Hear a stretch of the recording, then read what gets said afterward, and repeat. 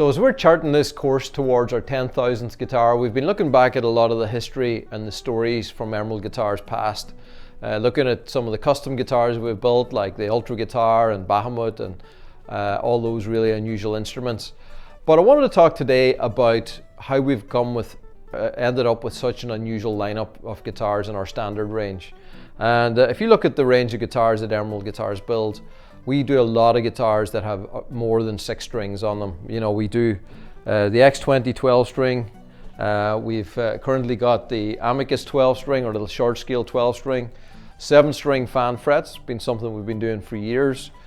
We've got the Cimera, which is a 12 and 6, and over the years we've made that in so many customized versions of it, and 14 and 14 and fretless and various different configurations. We've got the X7 12 string. We've got the little baby Synergy Harp Ukulele, which is really cool. And then we've got something as exotic as this of the Synergy X20 with the super trebles. So really, you know, what has led us to this rather unusual positioning? And really it's all been about the freedom that carbon fiber has allowed us. Whenever you work with carbon fiber, there's just a whole other set of parameters that you can work with. It's a material that I first learned about building Formula 1 racing boats.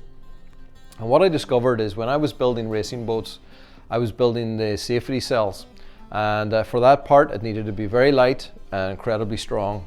And I started to realize that the same properties that we were using in a race boat, we could actually apply to a guitar. And also in a race boat, it's very important in how it actually flexes and vibrates as the boat is going through the water.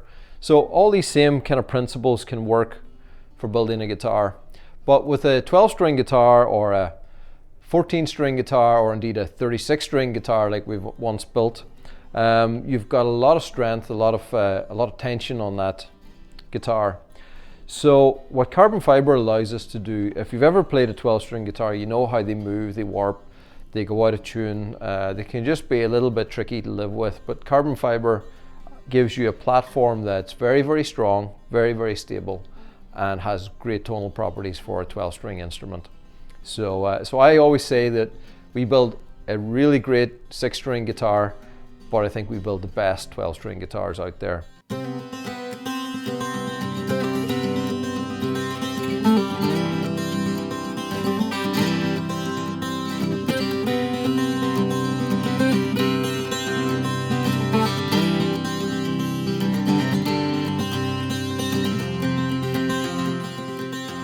And so that has been something that I've really enjoyed over the years.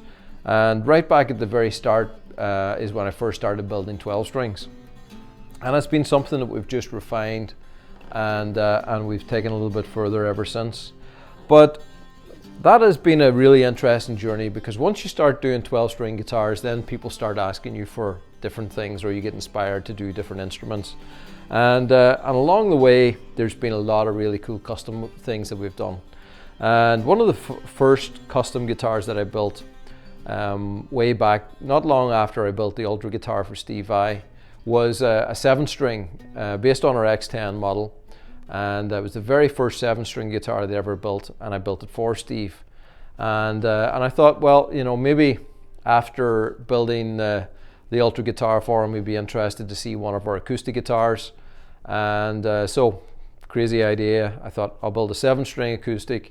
And really weird on it, because I actually had built in a tremolo mechanism onto the bridge. So it actually had like a whammy bar built into it, where you could kind of stretch the top. It was like the whole top became like a spring. But yeah, it was actually really cool, that very first 7 string, and he even used it on the Real Illusions Reflections album in I'm Your Secrets. So that was a really cool start to that 7 string. Then from that, it's kind of like progressed on to so many other guitars. We did 8 string guitars, 9 string. Actually, over the years, I've done a lot of custom 9 string guitars, and something I've really enjoyed doing. So it's like a combination, combining a guitar with a bass. So you're just taking a fan fret instrument and just going much, much lower, right down as far as a low E from a bass guitar was the lowest string on it. right up to the high E of a regular guitar. So yeah, really stretching the boundaries of what you can do with an acoustic guitar. And we've done the 8 strings that like we've done for Nate Lopez.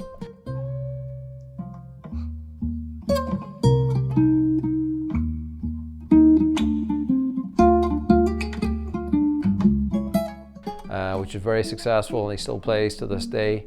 Quite a lot of different 9 strings, and I've loved building the 9 strings. But then it kind of progresses further. So over the years we've been asked to do 10 string, 11 string, 12 string.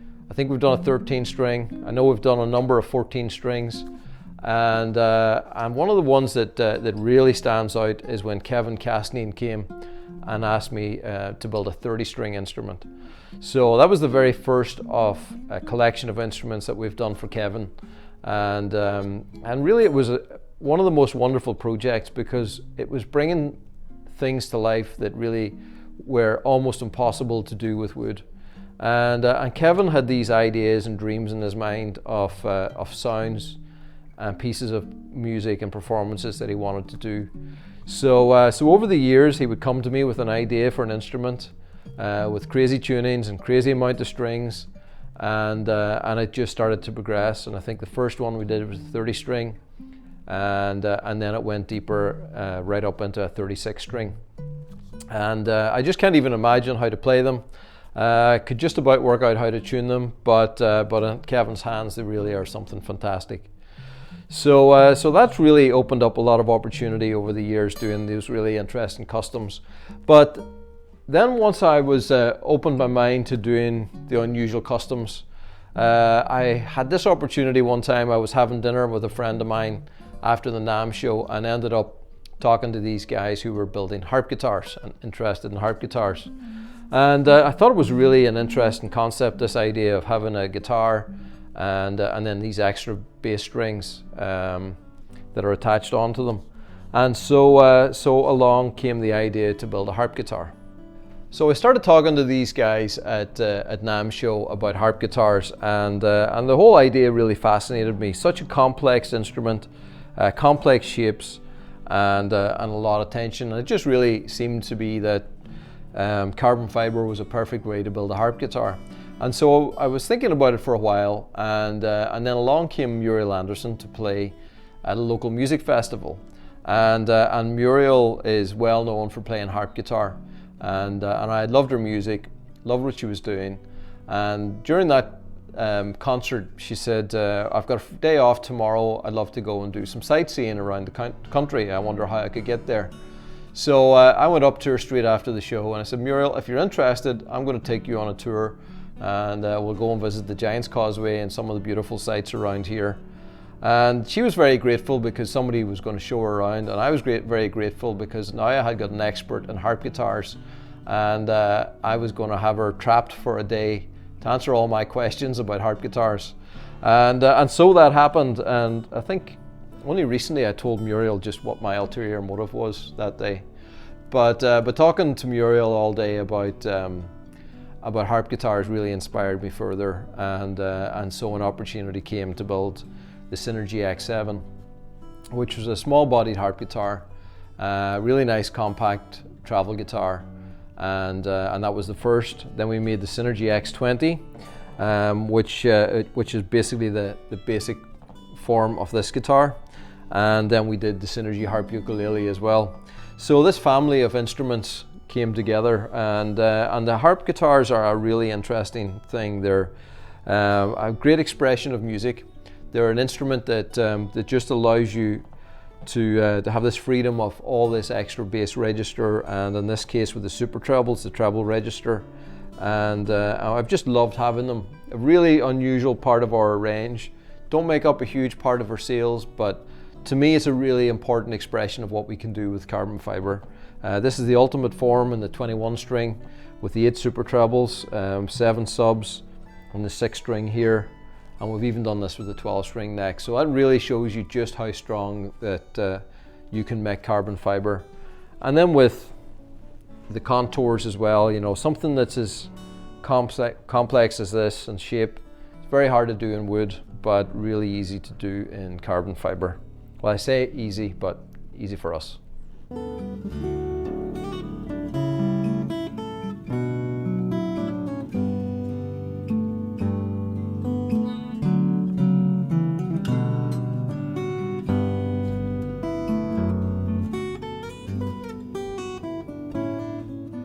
So the harp ukulele has been a really fun part of that family as well, and it's just a tenor ukulele. People have been asking me a lot of times to build a regular ukulele, but me being me, I thought, well, if I'm going to build a ukulele, I'm going to build something a bit unusual, so I ended up building a harp ukulele. So it's been a lot of fun. It's a very unusual instrument that people really don't fully understand, and maybe we need to tell a little bit more the story behind how you would play it. But it's a tenor ukulele. You just play your regular notes here, and then you can add extra bass notes with your thumb, and it's really quite an easy and accessible instrument to play, but it makes really, really beautiful music. And I'm very proud to have had this in the Emerald lineup. Chelsea's on a vacation far away. Come around and talk it over. So many things that I want to say. You know I like my girls a little bit older. I just want to use your love tonight. So this beautiful item is the Cimera, and I suppose I've always been interested in double neck guitars. They just look so cool on stage, you know, and growing up watching Bon Jovi and Richie Sambora, always loved watching him playing his double neck guitar. But an opportunity came, I think around about 2010. I got a phone call, and it was Hugh McDonald from Bon Jovi. And first of all, I thought it was somebody messing with me. You know, Bon Jovi was a band that I just grew up loving, and this was the bass player from Bon Jovi on the phone to me. And Hugh said he was looking for an acoustic bass for the upcoming tour that they were doing. So we did that. We built him a bass, and then they came to Ireland, and he invited me along, and we had a great opportunity where we got to meet the band and hang out with them for a while. And that's where I got to meet Richie Sambora, and I was a little bit of a fanboy. Richie is definitely one of my guitar heroes. And we sat and we talked about guitars, and I brought an X10 to show him. I think I had one of our bassists to show the guys as well. And we just started talking about what carbon can do. And so, of course, the conversation comes around to double necks. And so that really inspired me to really think a little bit more about our double neck guitars and what we could do. And so I went off and I built a mould, and we designed the Cimera. And the Cimera is really unchanged since I first made it way back, brought it out in 2012. So for the last 14 years, the mould has been in use. We've built quite a number of these. We've built a lot of custom versions of it. We've done 12-string necks on both necks. We've done 6 and 6. We've done 14-string necks. We've done a lot of different customization with this body. So it's been a really, really cool thing to have in our lineup. The unfortunate thing is, to this day, as far as I know, I don't think Richie Sambora has ever played one. So Richie, if you ever happen to watch it, or somebody out there knows Richie Sambora, tell him I'd love to get an opportunity to show him the guitar that he inspired. But Cimera, again, a really great opportunity to show the strengths of carbon fiber, both ergonomically and structurally. It's just a really, really great way to build a 12-string or a double neck guitar.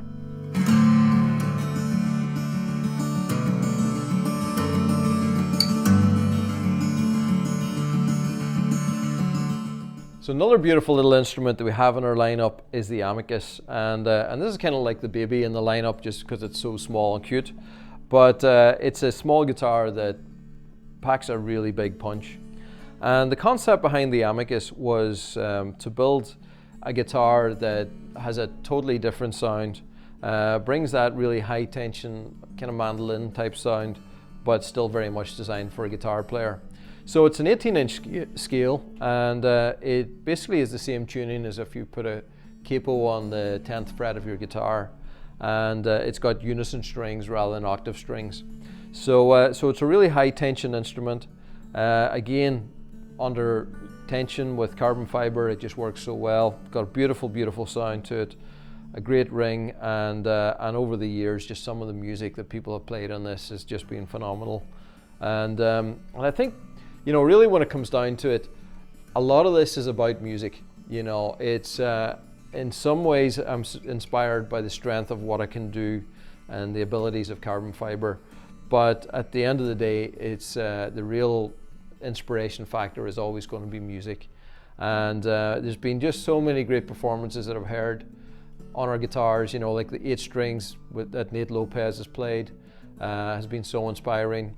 Watching so many people play on our 12-string guitars, and in particular, there's just been so many great moments with the Amicus. It's a guitar that, in the right hands, just shines. And I can remember the first day that Johnny Gallagher walked into my office, and I was showing him some different instruments, and I showed him the Amicus.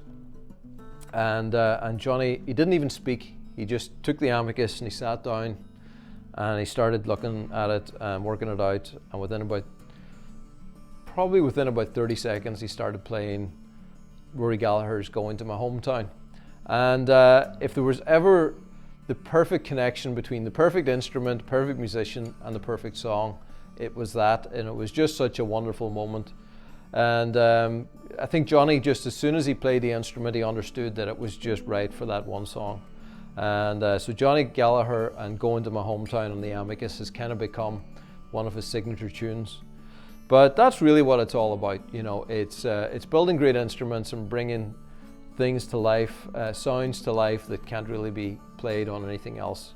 So over the years, we've been really pleased and proud to be able to build such an incredible range of instruments, some things that really couldn't be done any other way than carbon fiber, and bring some sounds and some tunes to life that couldn't be played in any other instruments.